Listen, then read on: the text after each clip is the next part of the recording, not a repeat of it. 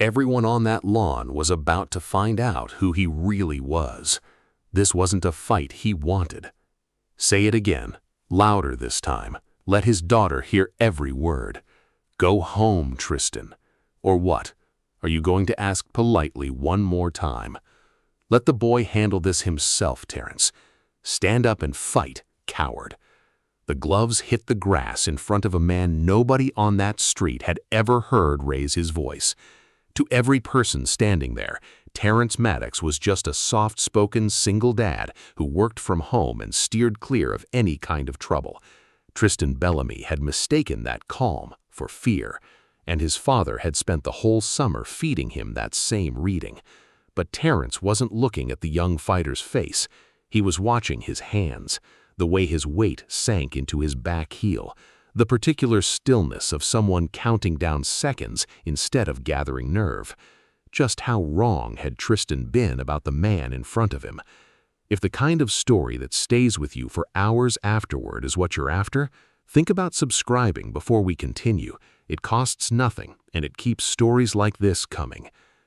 4 months before those gloves ever touched the grass, almost nobody on Ashcroft Lane could have told you much about Terrence Maddox at all.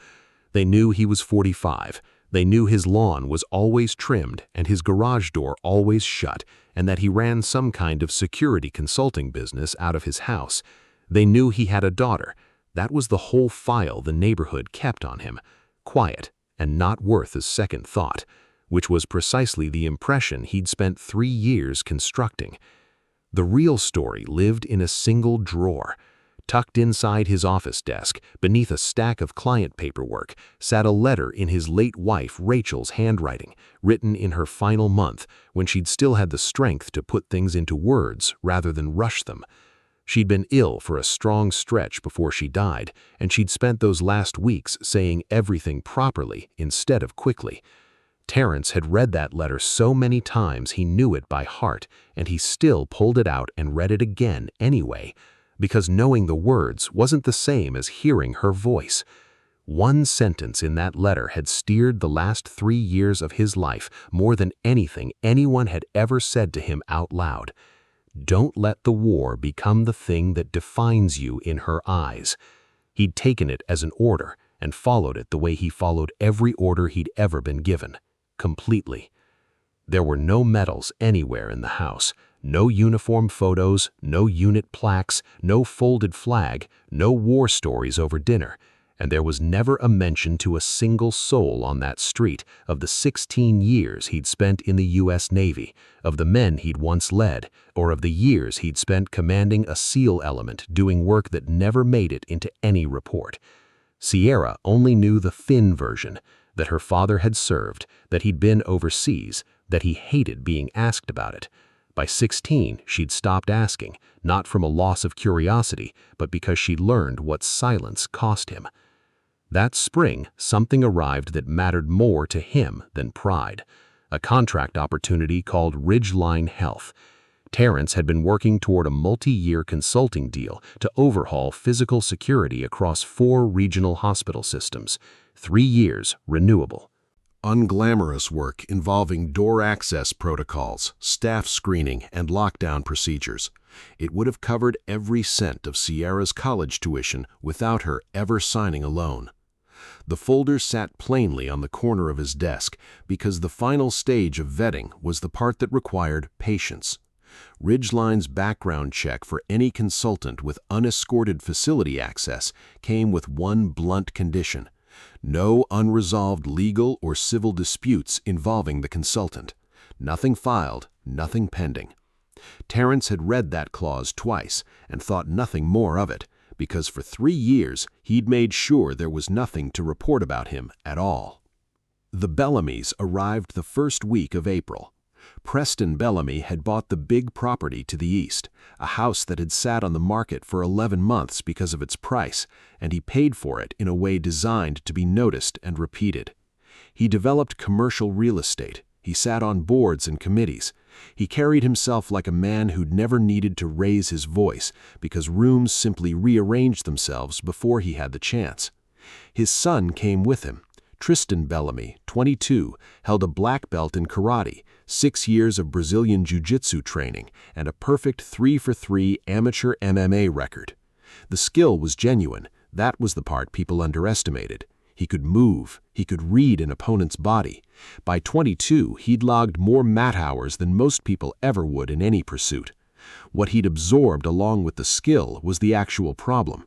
Preston had raised him on a single idea, repeated so often it had stopped sounding like an opinion and started sounding like physical law. A Bellamy is never allowed to look weak. Under that rule, disagreements weren't disagreements. They were contests with a winner and a loser, and the boy had never once been shown that a third option existed. 20 minutes south sat the gym where Tristan trained, a squat brick building with a hand-painted sign, run by a 63-year-old named Warren Keats, who'd been teaching in that same room since before Tristan was born. Keats had already written him up twice that year for excessive force with training partners, once for a takedown that put a 19-year-old's shoulder in a sling for a month. Tristan signed both write-ups without a word of protest, which troubled Keats far more than an argument would have. The second time, Keats held him back after class, sat on the edge of the mat, and finally said what he'd been circling for months. "You're training to beat people. In this room, we train so we don't have to." Tristan grabbed his water bottle off the bench and smiled on his way out. "Sounds like something you tell the guys who lose." Another moment that spring seemed to mean nothing to anyone at the time. On a Tuesday morning in late April, Terrence walked to his mailbox in a t-shirt and yesterday's jeans, and an older man came down the sidewalk with a gray muzzled retriever on a leash. White hair cropped close, 70 or older, his back so straight it looked less like posture and more like hardware bolted in decades earlier and never removed. They passed within 4 feet of each other. The older man slowed without quite stopping and studied Terrence a half-second longer than strangers usually study strangers, the look people give when a face is familiar but they can't place it. Then he gave a short nod, more acknowledgement than greeting, and kept walking. Terrence collected his mail, went inside, and shut the door harder than it needed. He didn't go back outside that morning.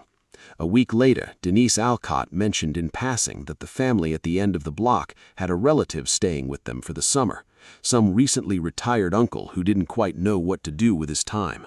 Terrence agreed that was nice and went back to his hedges, and the comment dissolved into the ordinary hum of a neighborhood in spring. Trouble started in earnest on a Saturday afternoon in May. Sierra was washing the family sedan in the driveway, doors open, music loud enough to carry down the street, something she'd done most Saturdays for 2 years without a single complaint. Tristan crossed the property line in workout clothes and told her the noise was interrupting his training session. She kept scrubbing and told him he was free to shut his own windows. What happened next took about 4 seconds. He reached through the open car door and turned the volume down himself, and when she came around the hood telling him to get out of her car, he snatched her phone off the seat and threw it underhand into the street. It skidded 12 feet and landed face down near the storm drain. He never even looked at where it fell. He was watching her, waiting to see what she'd do about it. Terrence had been standing at the front window with a mug in his hand for the last 30 seconds of that action. He came down the driveway without hurrying, and he didn't go toward Tristan at all. He walked past both of them into the street, crouched, picked up the phone, checked the screen, and placed it in his daughter's hands. Only then did he turn and look at the young man for the first time. "Apologize to her, then get off my property." Tristan closed the 8 feet between them and used the 4 inches of height he had on Terrence, a trick that works on almost everyone. It didn't work here. Terrence didn't step back, didn't lean away, and the total absence of a reaction seemed to unsettle him more than a shove would have. He eventually walked off laughing, telling a friend on the phone as he crossed the lawn that the neighbor was a coward. That night at dinner, Sierra said nothing at all, and her father noticed, because in 3 years of eating alone together at that table, she'd never once been the silent one. He asked twice if she was okay. She said she was fine both times, and neither of them believed it. and the dishes went into the sink unspoken. That was the first cost of his silence, and what it cost him was how he looked in his daughter's eyes. Through the rest of May, small incidents kept coming. Music cut off, trash cans dragged around, cars parked 6 inches over the property line. Then in the first week of June, Tristan and 3 friends were kicking a soccer ball on the strip of grass between the 2 houses, and the ball rolled into the lilac bushes along the fence. Instead of walking around them, one of the boys plowed straight through. By the time Terrence got outside, 3 of the 8 bushes were snapped off near the base, bushes Rachel had planted the second spring they owned the house. Terrence crossed the lawn and asked them to stop, in the same even voice he used for everything, which was probably exactly what set it off. Tristan hopped the low rail fence into the Maddox yard, grabbed a fistful of Terrence's shirt at the collar, and shoved him backward, the way you shove someone you've already decided can't do anything about it. Terrence's body responded before his judgment had a say. There was no punch, no kick, nothing that would leave a bruise anyone could photograph, just a hand catching the outside of her wrist, a quarter turn of the hips, a shift of weight in one direction. The young man's structure gave out, and a black belt found himself on both knees in the grass in front of 3 of his own training partners. It took under a second, and what happened next mattered more. Terrence released him immediately. No holding the position, no standing over him, no glance at the friends. He offered a hand to help him up. Tristan slapped it away and got to his feet alone, his face a color none of them had seen him before. Because he hadn't been beaten, he'd been switched off by a man he'd decided months earlier didn't count for anything. Preston came out the side door just in time to see his son brushing grass off his knees, and he took his son's side within 10 seconds. He talked about lawyers, about the homeowners association, about how a man raising a teenage girl alone while working in security, something the board might want to know about. Terrence said nothing and went inside, and that was the end of the daylight portion of it. What followed after dark in the Bellamy living room did more damage than anything that had happened on the grass. Preston stood at the window with a drink in his hand, staring at the fence line, while his son sat on the arm of the couch with a bag of ice on a wrist he didn't actually need. What Preston saw in his son's expression wasn't injury, it was humiliation, and he'd spent 22 years teaching his boy that humiliation was the only wound that mattered. "You understand what happens if it ends here," Preston said without turning. "Everyone on this street will remember he put you on your knees. That's the whole story. That's the only part anyone keeps." Tristan said he understood. He went out to the converted garage at 11 that night and sat on the weight bench with a video a friend had filmed, scrubbing it back and forth at quarter speed over and over. He wasn't watching himself fall, he was studying the 11 frames before that, where the hand closed on his wrist and the angle locked in. 15 years of training let him see what his friends couldn't. From that grip, with the elbow stacked the way it was, another 8 or 10 degrees of rotation, and the joint wouldn't have just hurt, it would have been destroyed. And the rotation had stopped exactly where a man only stops if he knows precisely where the line is and has already decided not to cross it. He sat there in the dark with the phone's glow on his face, unable to make any of it fit.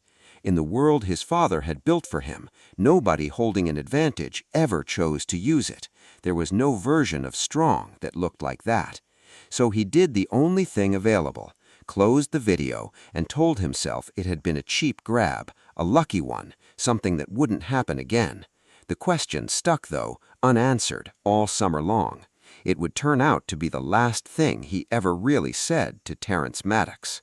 Preston never came back over the fence after that night. What arrived instead came through the mail slot and the association's online portal, one item at a time, in the polished, institutional tone of a man who'd never needed to threaten anyone directly. a complaint about driveway music on weekends, a complaint that the rail fence exceeded the height limit by 4 inches, which it had for 9 years, a complaint about the car touching the apron, another about weeds behind the garage. Then, in mid-July, Preston filed a civil nuisance suit in small claims court, naming Terrence Maddox and alleging a pattern of threatening behavior towards neighbors, seeking $400 in damages. The money was never the point. What he wanted was a case number, a public court record, a matter that would sit open exactly as long as his attorney could keep it there. He brought the filing to the Homeowners Association meeting on the third Thursday of July. In the clubhouse with its folding chairs, coffee urn, and clicking ceiling fan, he never raised his voice. His voice, once, in 12 minutes. He came armed with a folder, dated photographs, a typed timeline, and asked the board for nothing more than a note of concern in the official record, so that if anything else happened, there'd at least be history behind it. That single request was what made it work, and everyone in the room understood it on some level beneath language. Nobody had to accuse anyone of anything out loud. They only had to agree that a note in a file was a small thing, and small things are easy to agree to. Terrence sat in the back row, hands on his knees, listening to people he'd waved to for 9 years decide that a written note was reasonable. Some studied the floor while it happened. A few nodded because Preston's company leased retail space from one of them, or had sent a roofing job to another that spring, or because their sons trained at the same gym, and because agreeing was simply easier than not. Denise Alcott sat in the third row with her purse in her lap and said nothing, which is what most people did, and nobody paid her any particular attention either way. Terrence went home and never mentioned any of it to his daughter, the second cost of his silence, and this time the price was a case number attached to his name in a public county database. Through the rest of July, Tristan ran his side of things out in the open. He posted about the neighbor who'd jumped him in his own yard, and told the story around the gym to anyone who'd listen, with one careful edit, that the whole thing had been a cheap shot from behind that he never saw coming. He repeated it often enough that he seemed to start believing it himself, which is what happens to people who need a version of events more than they need the actual events. What he openly wanted, and said so, was a fair rematch with cameras rolling. The call from Ridgeline came on a Tuesday afternoon in the last week of July, from a woman in vendor compliance, whose voice carried the apologetic tone of someone reciting procedure rather than opinion. Their screening had turned up an open civil action naming the consultant, and under Section 4 of the standard terms, she couldn't advance the file until it was resolved. She was careful to clarify the contract wasn't canceled, just on hold pending clarification, and she was sure it would work itself out. Terrence thanked her and set the phone down next to the plain folder on his desk. He knew exactly what had happened, and he also knew no lawyer alive could ever prove a $400 nuisance suit had been filed purely to surface in a hospital vendor's background check. Preston had never laid a hand on him. Preston had never needed to. The lilacs were already gone, and now 3 years of college tuition sat on someone's desk waiting for clarification, and Terrence still said nothing to anyone. That was the third cost, and the first one with a dollar figure attached. His daughter, meanwhile, had spent the whole summer watching with the particular focus of a 16-year-old who's concluded the adults aren't going to fix any of it. Sierra had recognized the pattern before her father was willing to name it. Every time he absorbed something quietly, the next thing was bigger. So she stopped waiting on him. In the second week of August, she started a folder on her phone, labeled with nothing but the year, and began filling it, screenshotting posts before they could be deleted, the comments underneath them, the messages Tristan's friends were sending kids at her school. In the third week of August, she was at Lindenhurst Park when he cornered a 14-year-old boy against a fence over a bicycle left across a walking path, and she stood behind a tree and recorded 51 seconds of a grown man threatening a child. She saved everything and told her father none of it, because by then she'd decided that telling him was the same thing as throwing it away. That was the fourth cost, and the steepest yet. His own daughter had started defending the family on her own, because she no longer believed he would. Labor Day landed on the first Monday of September, and the neighborhood held its annual cookout on the common green at the end of the lane. Long tables under the oaks, 2 grills smoking, kids running through a sprinkler, the light going gold and long across the grass by late afternoon, close to 100 people still around. Denise Alcott had her handheld camcorder out as she did every year, and the only person who registered that she was filming was Terrence, who noticed things like that without meaning to. Tristan crossed the green with 4 gym friends trailing behind him, spreading into a loose arc without anyone telling them to. The way people do when they've watched enough footage of exactly this kind of thing. 3 phones were already recording before he even reached the tables. Preston stood 30 feet off near the drinks table, cup in hand, making no move towards his son or away from him. Sierra stood a step behind her father's left shoulder, holding a plate she never got the chance to set down. Almost nobody at those tables understood that the young man walking towards Terrence Maddox wasn't there to win an argument. He had spent 3 months unable to explain 11 frames of video to himself, and the only way he knew to make the question disappear was to run the whole scene again in public, somewhere the outcome would be recorded, permanent, and impossible to scrub back and forth in a dark garage at quarter speed. Terrence didn't pick up the gloves that landed in the grass at his feet. What followed was roughly 2 minutes of a 22-year-old working through everything he could think of in front of an audience. He opened with the usual material about cowardice. Then he brought up Rachel and what a dying woman must have thought about the man she'd married. Then he turned to Sierra and told her, loud enough for 3 nearby tables to hear, that her father was too gutless to defend his own name. Terrence turned to walk away, hand on his daughter's back to guide her. And that was when Tristan stepped in and grabbed her arm to block the way. She wrenched free hard, which was entirely her right, and the force of it threw her off balance right at the edge of the concrete apron where the tables met the grass. She went down onto both palms. The skin tore off the heels of her hands, and there was blood on the concrete within 4 seconds.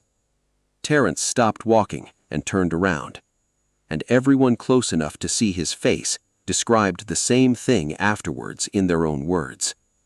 Something in him simply switched off, the way a room goes dark when a breaker trips. He looked at his daughter on the ground, then gave the young man one more chance, using the exact words he'd used in his own driveway back in May, and nothing more. He said, "Apologize to her. Then get off my property." He glanced down at the grass and corrected himself. "Then leave. That's the end of it." Tristan pulled on the gloves, and the first exchange lasted about 6 seconds and settled the question of whether he could actually fight. Because he could. He came in fast and clean, a textbook combination, hands high, weight correct. Every piece of it exactly what Warren Keats had spent years drilling into him. Terrence never threw a single punch, then or later. He slipped outside the line, shifted the angle by about a foot, and let the young man's own momentum carry him 2 steps past where he meant to be, and the crowd made a sound because he'd missed something that shouldn't have been missable. The second time, Tristan committed harder, and Terrence stepped into him instead of away, the one thing nobody trains you to expect. He caught the elbow, redirected the hips, and put him in the grass using nothing but the speed the boy had brought with him. He didn't follow him down. He stepped back, hands open at his sides. "Stay down," he said. The spinning kick came third, and it was genuinely a good kick. It just never landed clean. Terrence read the shoulder turning and closed the distance before the leg could build any power, so the kick came around and struck shin first against a body that was already inside its own arc, and Tristan lost his footing and went down again. Terrence backed off 2 steps and repeated himself in the same flat voice, telling him to stay down. Then the boy shot for a double-leg takedown, his best move, his best chance, and Terrence rolled his weight over the top of it, reversed the direction, pinned him for 2 seconds, then let go and stepped clear. "Stay down," he said, for the 3rd time. Somewhere in there, the crowd had stopped sounding like a crowd because people were starting to understand what they were actually watching. This wasn't one fighter beating another. There were no strikes, no aggression, no attempt to score points or finish it. This was a man moving the way someone moves when they've been trained to end a dangerous situation as fast as possible, and who was very visibly in front of 100 witnesses, choosing not to. Preston shouted across the green in the voice he used to shut down rooms, "Get up! Don't let this man humiliate you." Whatever self-control his son had left went out with that sentence. He got up off the grass, but instead of coming forward, he moved sideways to the nearest grill, grabbed a metal skewer off the rack, 3 feet of steel with a wooden handle, and swung it in a flat horizontal arc without aiming it at anything, which is the most dangerous kind of swing there is. Terrence told him to put it down and stay down, the 4th time and the last. Sierra had been running toward her father from the tables from the instant the skewer left the rack, and she ran directly into its path. What her father did next took under a second, and nobody afterward could break it into separate pieces. He put his left hand on her shoulder and pushed her clear of the arc, while his right hand caught the swinging forearm, stripped the skewer out of the young man's grip like taking a spoon from a toddler, dropped him face down on the concrete, and folded both wrists into the small of his back. There was no wasted motion in any of it, and nothing that resembled anger, which was somehow the part that frightened people most. The green went completely silent. Terrence knelt with his knee against a shoulder blade and told the nearest man to call an ambulance for his daughter's hands, and the man beside him to call the sheriff's office, both in a level, carrying voice nobody on that street had ever heard him use before. An older man walked out from under the oaks toward them without hurrying, white hair cut close, a back too straight for someone in his 70s. Terrence had seen him exactly once before, that Tuesday morning in April, with a gray-muzzled retriever on a leash. Back then, only the face had seemed familiar. What placed it now wasn't the face at all. It was the exact shape of the restraint, the precise placement of the knee, and a command voice that belonged to one very specific branch of one very specific service. Admiral Conrad Sutter, 31 years in the U.S. Navy, retired that spring, and staying with his brother's family down the block, stopped 8 feet away and looked down at the pen. "Commander Maddox," Preston stopped mid-sentence in the middle of talking about lawyers.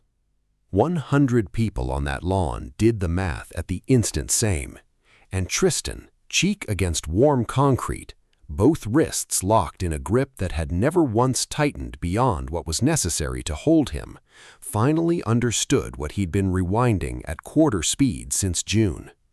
There had been no trick, no luck.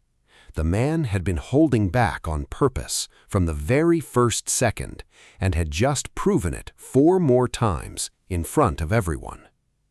2 deputies arrived within 9 minutes, took the skewer, collected statements from 11 people, and left with nobody in handcuffs while paramedics were still tending to Sierra's hands. Preston understood something too, that his son had lost on the one battlefield where losing could actually be witnessed, so he retreated to his own battlefield before the ambulance had even reached the end of the street. He called the sheriff's non-emergency line himself that night to file his account first, had an attorney working before midnight, and by 11 the next morning had a 40-second video circulating. It showed no hand closing on a girl's arm, no skewer coming off a grill rack, no man saying "stay down" 4 separate times. It began with a 22-year-old on the ground and a 45-year-old kneeling on his back, and it ended there. And it traveled exactly where things like that always travel. By that evening, it carried a headline moving faster than any correction ever could. Former Navy SEAL attacks local black belt at family cookout. The story flipped entirely within 2 days. Sierra walked into school Wednesday with gauze on both palms and was filmed in the hallway twice before lunch.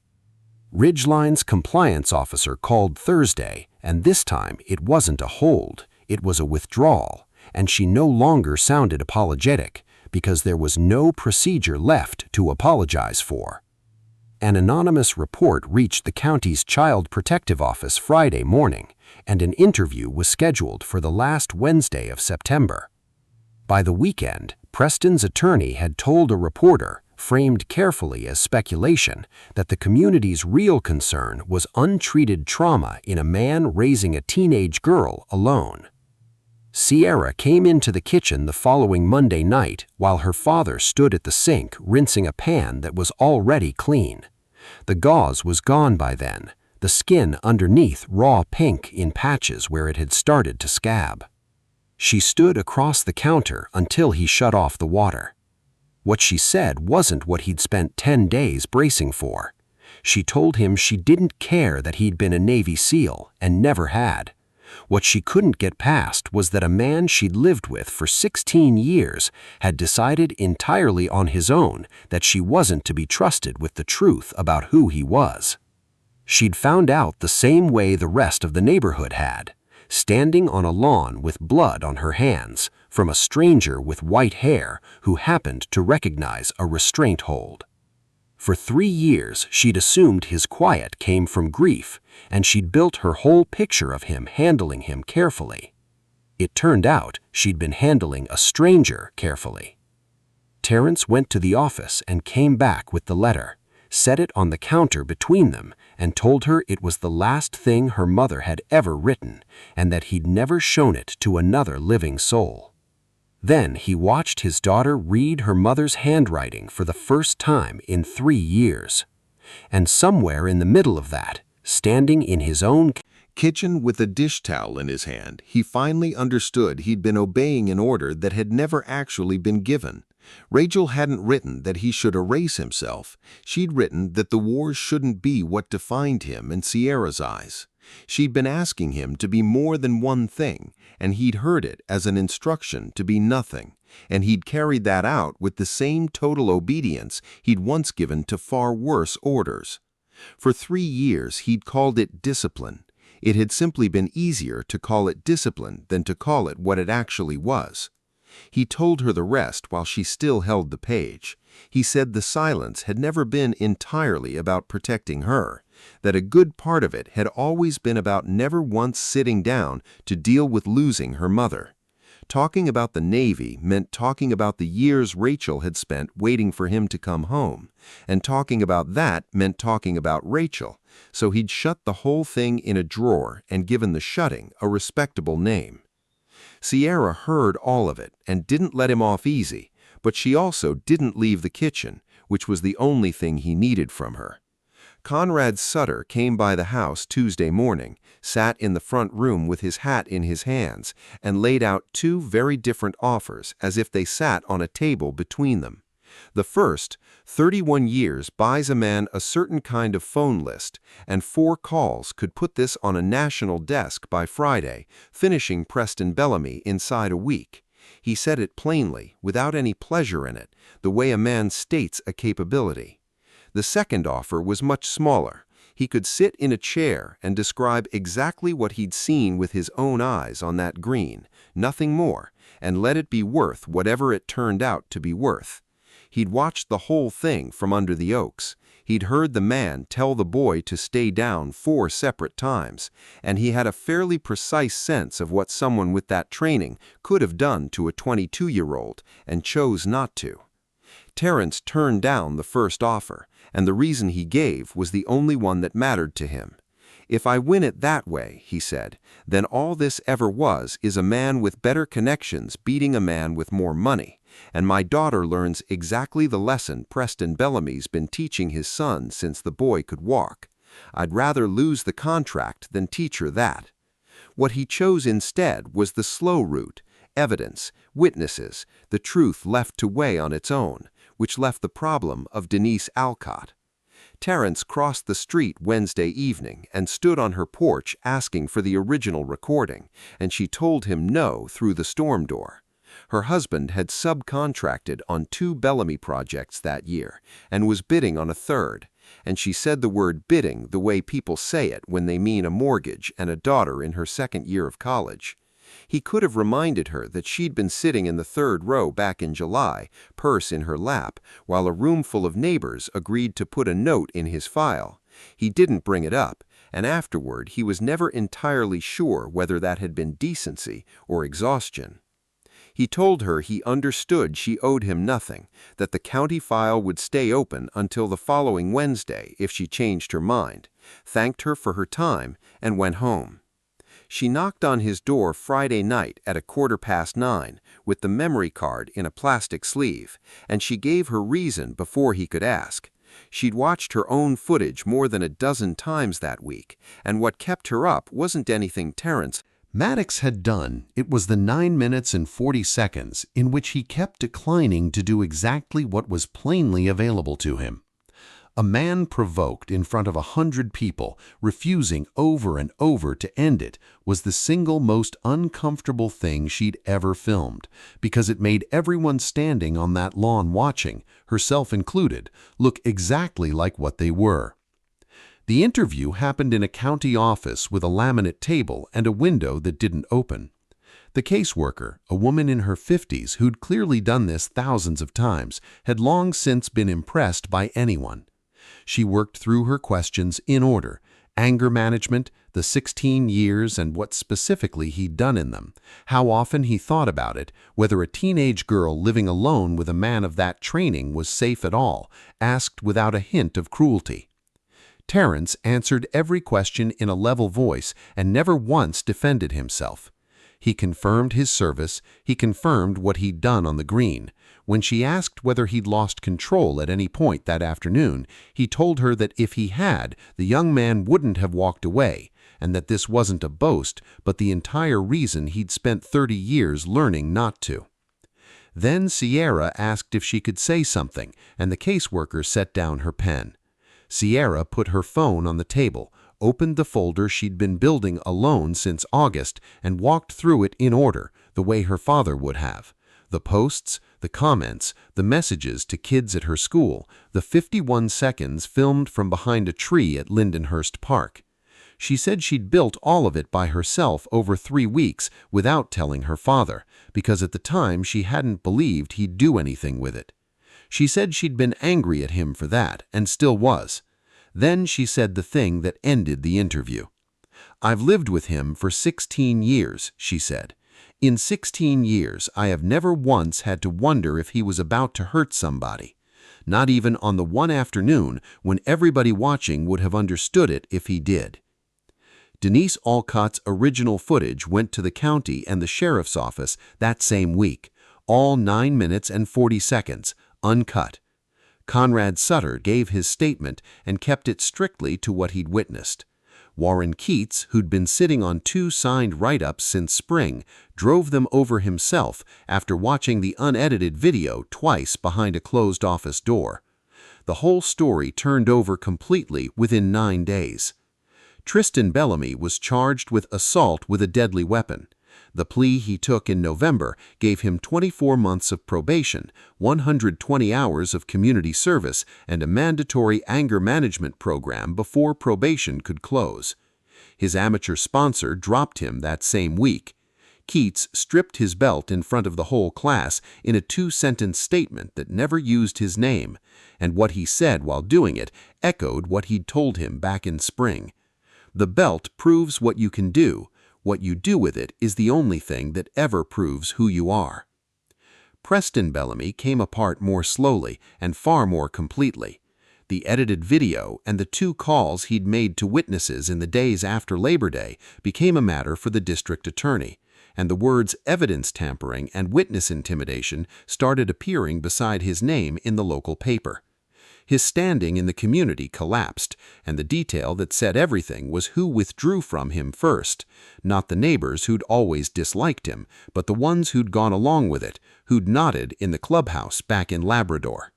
July had now badly needed to be seen standing somewhere else. The nuisance suit was dismissed in October, and the house went on the market by the end of the month. The county closed its file the first week of November. Ridgeline called 11 days later to reinstate the contract with a January start date, and Sierra read the email over her father's shoulder and told him this was the first thing all year he'd gotten back instead of lost.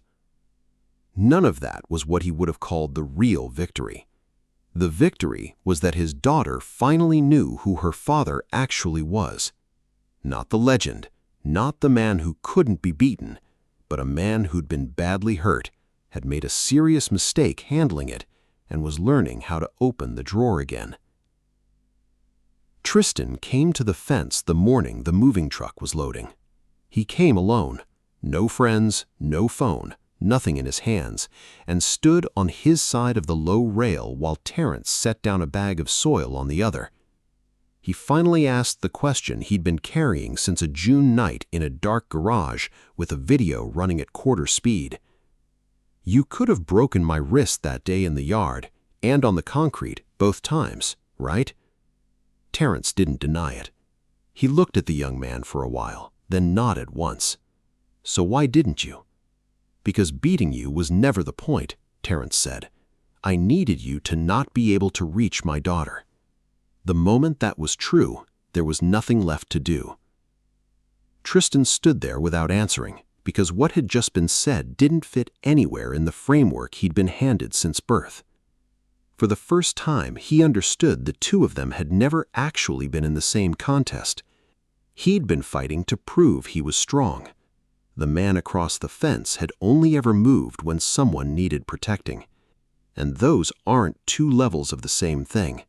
They're two entirely different things, and only one of them still holds up once the audience goes home. He turned and walked back toward the truck without apologizing and without offering his hand, because he wasn't there yet, and nobody in that yard pretended otherwise. Terrence went around back where Sierra knelt at the end of the flower bed, replanting the lilacs. She'd brought Rachel's letter out that morning in a clear plastic sleeve and set it on the flat stone at the edge of the row where the light caught it. 3 of the 8 bushes had been snapped off at the base back in June, several canes dead the whole way down, but the roots underneath were still alive, and that was the only fact that mattered to either of them. He knelt beside her and started working.